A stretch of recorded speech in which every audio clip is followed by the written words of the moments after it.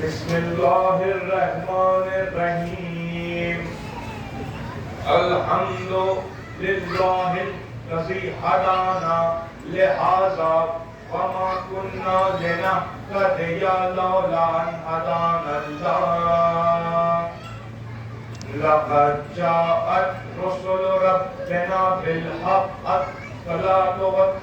السلام والتحية والإكرام على سيد أصل ما في الوجود سر الله في كل موجود نقطة دائرة الوجود صاحب لواء الحمد والمقام المحمود مولا الثقلين جد الحسن والحسين بالقاسم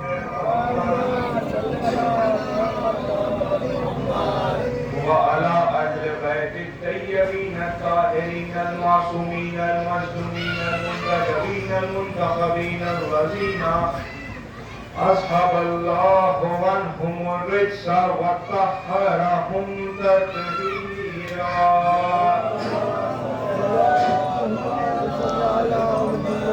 أما بعد فقد قال الله تبارك وتعالى وقوله الحق بسم الله الرحمن الرحيم وما خلقت الجن والإنس إلا ليعبدون صلوات پر محمد وعلى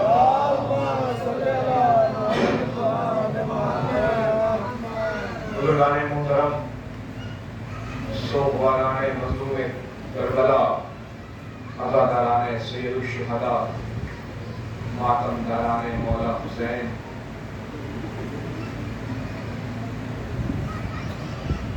میں نے آج کی اس مختصر سی مجلس کے لیے جس آیت کریمہ کو عنوان گفتگو قرار دیا ہے وہ آیت بظاہر محتاج تعارف نہیں ہے.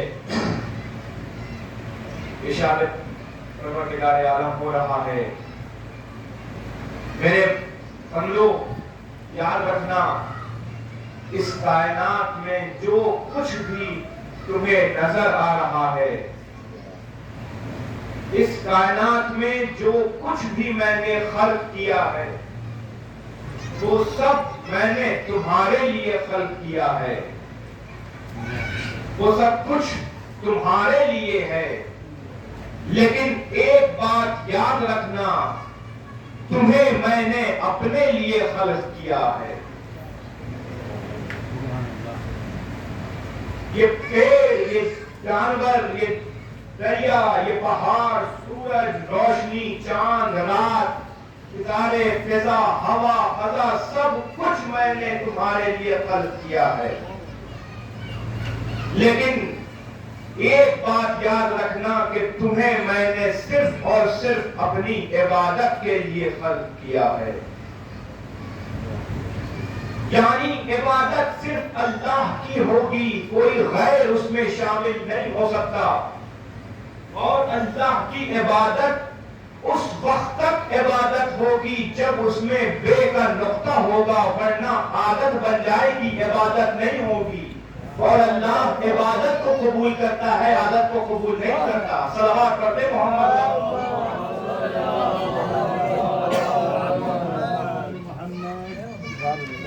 پھر میں نے پیغمبر اسلام کی چند حدیثوں کو دیکھنا شروع کیا کہ جس میں رسول نے ارشاد فرمایا ذکر علی عبادہ علی کا ذکر عبادت ہے. علی کے چہرے کی طرف دیکھنا بھی عبادت ہے. تو معلوم ہوا کہ جس طرح اللہ کا ذکر عبادت ہے اسی طرح علی کا ذکر بھی عبادت ہے.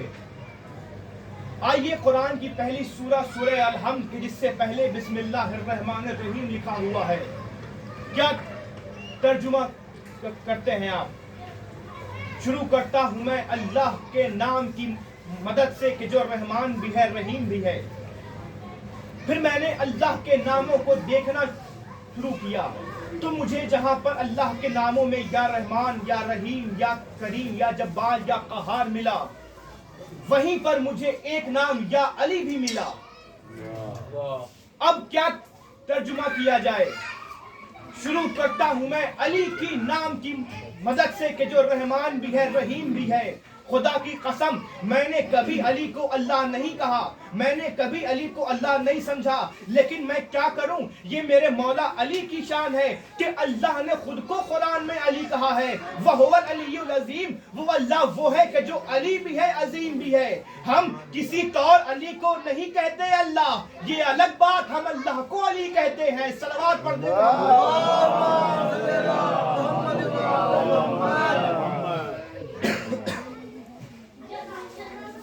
اور اتنا بلند علی کہ جس کی بلندیوں تک کوئی پہنچ ہی نہیں سکتا ہے. اللہ خالق ہونے کی حیثیت سے بلند ہے, علی مخلوق ہونے کی حیثیت سے بلند ہے. اللہ معبود ہونے کی حیثیت سے بلند ہے, علی عبد ہونے کی حیثیت سے بلند ہے. نہ اس کی بلندیوں تک کوئی جا سکتا ہے, نہ ان کی بلندیوں تک کوئی پہنچ سکتا ہے. یوں کہوں کہ انتہا کی بلندیوں کو علی کہتے ہیں یا بلندیوں کی انتہا کو علی کہتے ہیں. صلوات پڑھ دیں.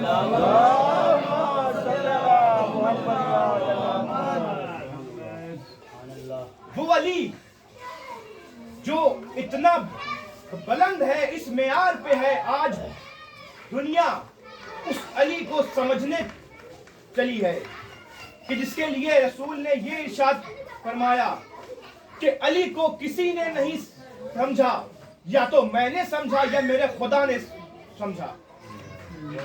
ارے دنیا آج علی کو سمجھنے چلی ہے, مجھے تو آج تک علی کے در کے فقیر سمجھ میں نہیں آئے ہیں. مجھے تو آج تک علی کے دروازے کا وہ فقیر نہیں ملا جو علی سے انگوٹھی لے کر گیا تھا. علی نماز کی حالت میں ہے, کون سا ایسا فقیر تھا کہ جو حالت نماز میں آیا بھی, علی نے اس کی آواز بھی سنی, آواز پہ لبیک بھی کہا, لبیک پہ اپنی انگوٹھی بھی دے دی. حالانکہ علی تو یہ کہتے ہیں کہ میری نماز توحید سے گفتگو کا نام ہے.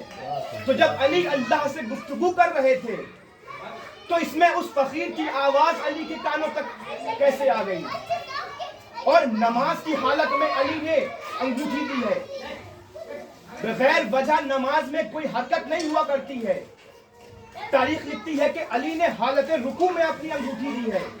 مجھے کوئی تاریخ اٹھا کے دکھائیے کہ جس میں یہ لکھا ہو کہ علی نے وہ نماز دوبارہ پڑھی ہو. اور جب علی نے انگوٹھی دی تو اللہ نے علی کو شاباشیاں نہیں دی ہے بلکہ پوری ولایت دے دی ہے, اور یہ بھی کہا کہ علی تم نے جو یہ انگوٹھی دی یہ خیرات میں نہیں دی ہے بلکہ زکات میں دیا ہے. انما ولیکم اللہ ورسولہ وللذین آمنوا یقیمون الصلاۃ ویؤتون الزکاۃ وہم راکعون.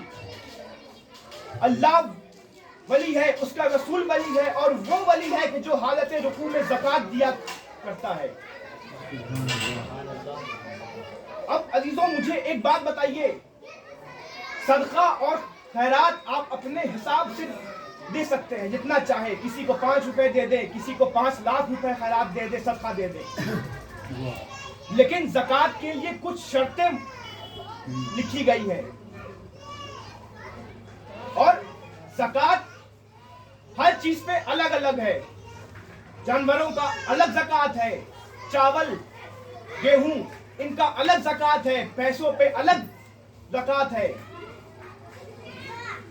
عزیزو اگر مان لیجئے کسی انسان پہ 500 روپے کی زکات ہوئی تو اب اگر وہ انسان 501 روپے نکال دے تو وہ بھی زکات نہیں ہوگا, اور اگر 499 روپے نکال دے وہ بھی زکات نہیں ہے. جتنی زکات کی رقم منتخب کی گئی ہے اتنا ہی زکات آپ دے سکتے ہیں. زکات کا بیسک فارمولا یہ ہے کہ جائیداد کا 2.5% جو ہے وہ زکات ہوتا ہے. علی نے انگوٹھی اپنی دی, اللہ نے کہا زکات میں دے دی. اب آئیے اگر ذرا علی کی جائیداد کو دیکھتے ہیں, کہاں سے پتہ چلے گا کہ علی کی کتنی ہے تو معلوم ہوا وہ انگوٹھی بتائے گی، اس انگوٹھی کی قیمت بتائے گی کہ علی کی جائیداد کتنی ہے۔ ایک مرتبہ قرآن سے آگے پڑھ کے پوچھا کہ آخر ہمیں بتائیے کہ اس انگوٹھی کی قیمت کتنی ہے۔ تفسیر قرآن نے بڑھ کے آواز دیا، نادان یہ کوئی معمولی انگوٹھی نہیں ہے، بلکہ یہ وہ انگوٹھی ہے جو سلیمان پیغمبر اپنے حکومت میں پہنا کرتے تھے۔ میں نے قرآن سے بڑھ کے پوچھا مجھے یہ بتائیے کہ سلیمان پیغمبر کی حکومت کتنی تھی۔ ایک مرتبہ آواز دی قرآن نے، اور میں بتاتی ہوں سلیمان پیغمبر کی حکومت کیا تھی۔ سلیمان جب انگوٹھی پہنتے تھے حکومت شروع ہوتی تھی، انگوٹھی اتارتے تھے حکومت ختم ہو جاتی تھی۔ سلیمان کی حکومت جاننی ہے، میں بتاتی ہوں۔ سلیمان انگوٹھی پہنتے تھے، پرندوں سے گفتگو کیا کرتے تھے، دریاؤں میں روانی کیا کرتے تھے، ہواؤں کو حکم دیا کرتے تھے، فرشتوں سے باتیں کیا کرتے تھے، زمین پہ ریگتی ہوئی ٹوٹیوں کی آواز سن لیا کرتے تھے۔ جو کچھ بھی اس زمین اور آسمان کے بیچ میں ہے وہ سب سلیمان پیغمبر کی حکومت میں تھا۔ جو انگوٹھی پہنتے تھے حکومت شروع ہوتی تھی، انگوٹھی اتارتے تھے حکومت ختم ہو جاتی تھی۔ وہ انگوٹھی آ گئی علی کے پاس، علی نے انگوٹھی دے دی زکات میں۔ اب مجھے کہنے دیجئے کہ جو علی جو سلیمان پیغمبر کی پوری حکومت کو زکات میں دے دے، اس علی کی جائیداد کے بارے میں کیا کام کیا جا سکتا ہے۔ یہ ہے عزیزو، کیا بہترین بات میرے مولا علی نے کہا کہ جب کسی نے آ کر علی سے کہا یا علی فلاں نے آپ کی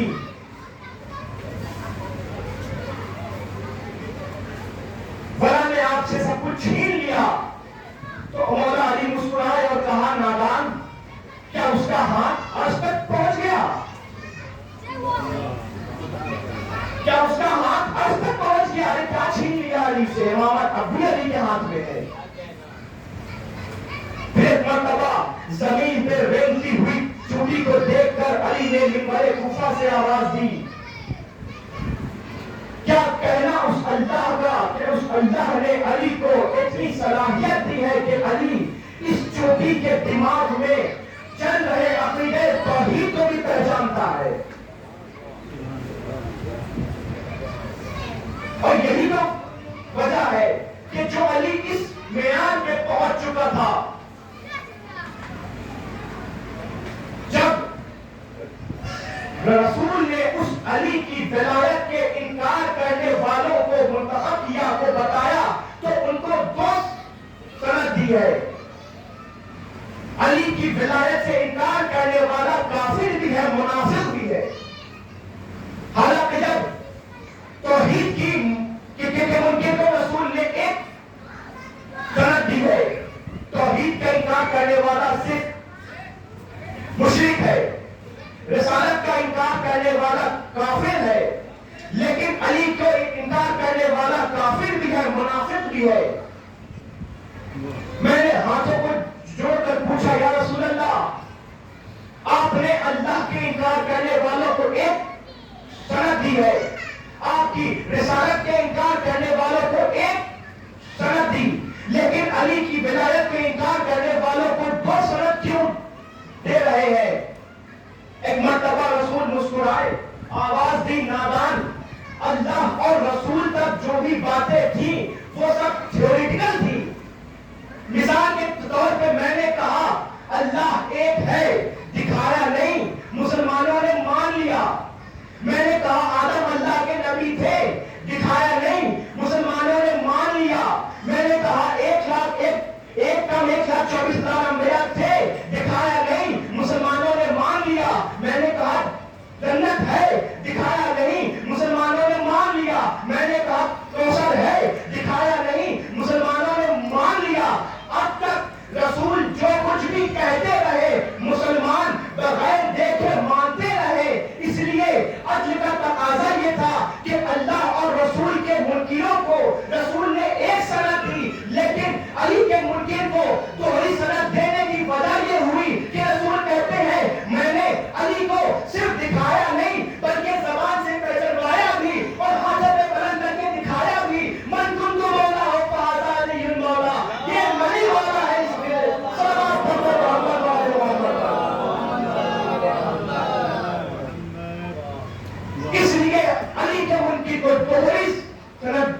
دی گئی ہے. اور اس کے بعد رسول نے نجات کی شرط بھی صرف علی کی محبت ہی رکھی ہے. نہ اللہ سے محبت نہ رسول سے محبت، بلکہ جو دونوں سے چھوٹا تھا اس کی محبت کو رسول نے نجات کی شرط رکھی ہے. میں نے عرض کیا یا رسول خدا، اللہ سے محبت شرط رکھ دیتے، آپ کی محبت شرط رکھ دیتے، یہ علی کی محبت کو کیوں رکھا؟ اگر نہیں رسول آواز دے نامان، اگر میں اللہ کی محبت کو شرط رکھتا تو اختلاف ہی نہ ہوتا. اللہ پہ تو سب کو بھروسہ ہے. اگر میں اپنی ذات پہ نجات رکھتا تو بہت کم اختلاف ہوتا. اختلاف تو شروع ہی علی کی ذات سے ہوا ہے. لہذا خدا کی محبت نجات کے باعث نہیں ہے، رسول کی محبت باعث نجات نہیں ہے، بلکہ علی کی محبت. آئیے ایک چھوٹی سی مثال دے کر میں اس بات کو واضح کرتا ہوں. خدا ضرورت سے زیادہ غائب ہے، اسے دیکھا نہیں جا سکتا. اور اللہ جتنا زیادہ غائب ہے، میرا نبی اتنا ہی زیادہ ظاہر ہے. جس طرح اللہ کو نہیں دیکھ سکتے اسی طرح محمد کو بھی نہیں دیکھ سکتے. کبھی طلوع آفتاب کا منظر دیکھا ہے آپ نے؟ جب سورج کا قرص برآمد ہوتا ہے اس وقت آپ سورج کو دیکھ سکتے ہیں، لیکن جب سورج اپنے پورے شباب پہ آ جاتا ہے تب آپ سورج کو دیکھ نہیں سکتے. کیوں؟ اس لیے کہ اب سورج ضرورت سے زیادہ ظاہر ہو گیا ہے. پتا چلا جس طرح ضرورت سے زیادہ غائب دکھائی نہیں دیتا اسی طرح ضرورت سے زیادہ غائب ظاہر بھی دکھائی نہیں دیتا. لہذا اب ضرورت کسی ایسے کی تھی کہ جو دونوں کے صفات و کمالات کا حامل ہو. اللہ نے اپنے اور محمد کے بیچ میں علی کو رکھا اور کہا اے علی تو میری ذات کو ظاہر کر، محمد کی ذات کو تو مجھے ظاہر کر اور محمد کو چھپا. اے علی مجھے ظاہر کر، محمد کو چھپا. ایک مرتبہ علی نے منبر کوفہ پڑھا کے اعلان کیا انا ظاہر ربی باطن رسولی، میں اللہ کا ظاہر ہوں، محمد کا باطن ہوں. جب میں نے اللہ کو پہچاننا چاہا، جب میں نے اللہ کو ظاہر کیا تو کچھ اس طریقے سے کیا کہ نشہری مجھے خدا سمجھ بیٹھے، اور جب میں نے محمد کو چھپانا چاہا تو ایسے چھپایا کہ ساری رات مشرکین مکہ یہ سوچتے رہے کہ علی سو رہے کہ محمد سو رہے ہیں.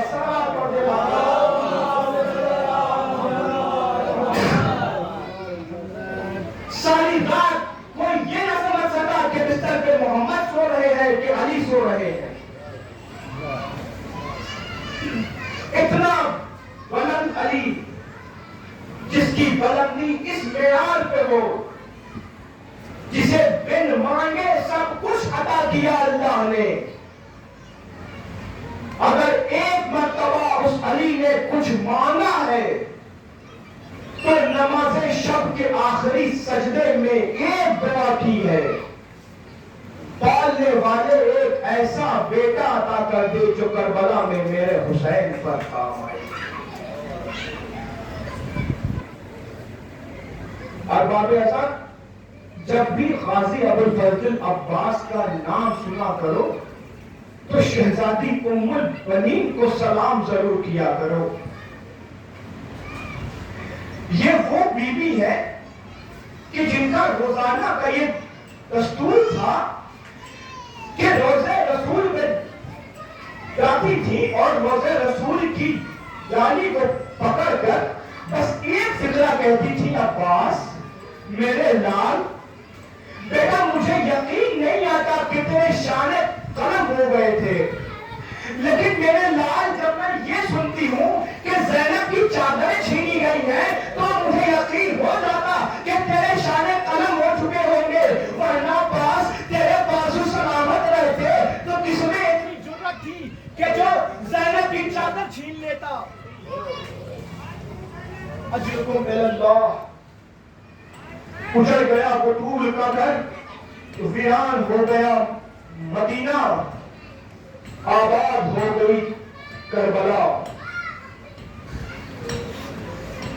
جب انصار حسین میں کوئی باقی نہ رہا، ایک مرتبہ غازی عباس اپنے آقا کے قریب آئے اور آ کر کہتے ہیں آقا اب غلام کو بھی اجازت دیجیے.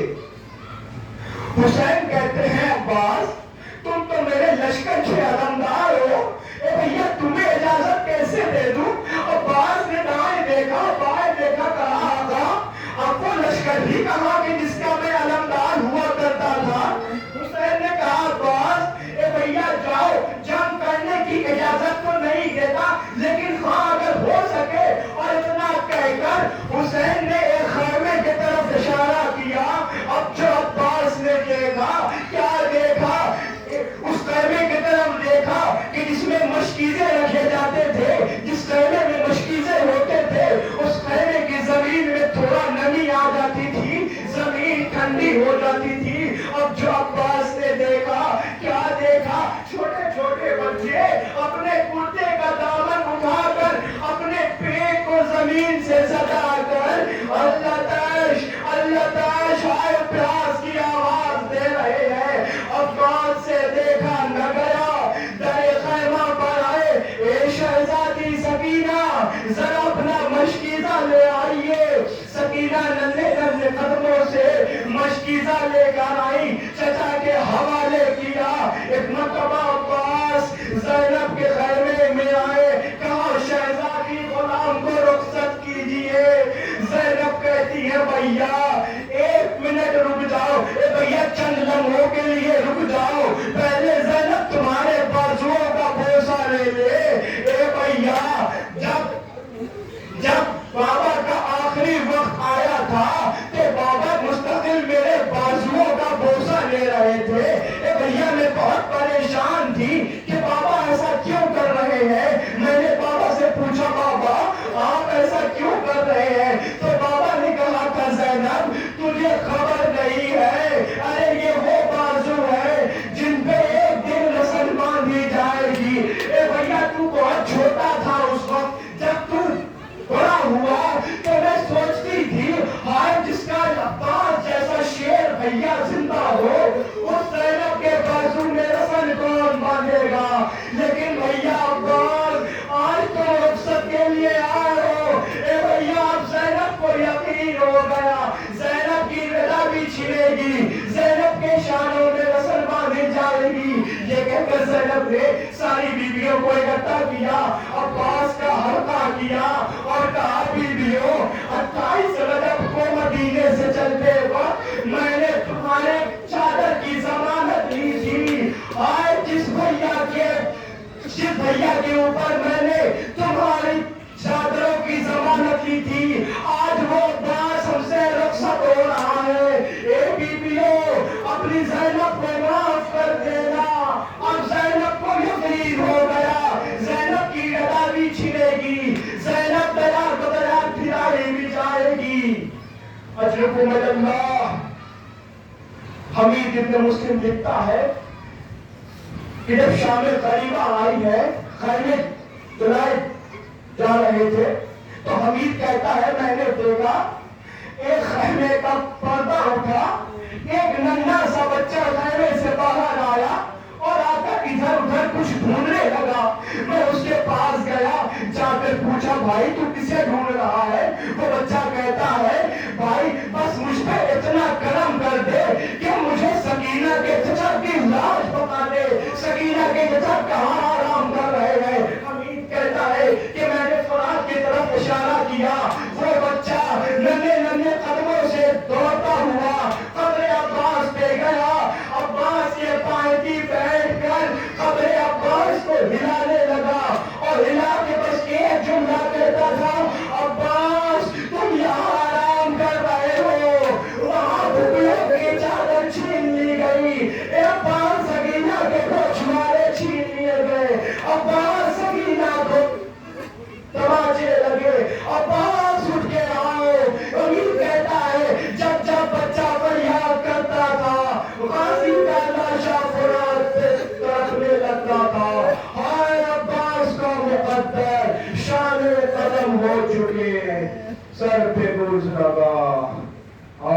عباس کیا کرے.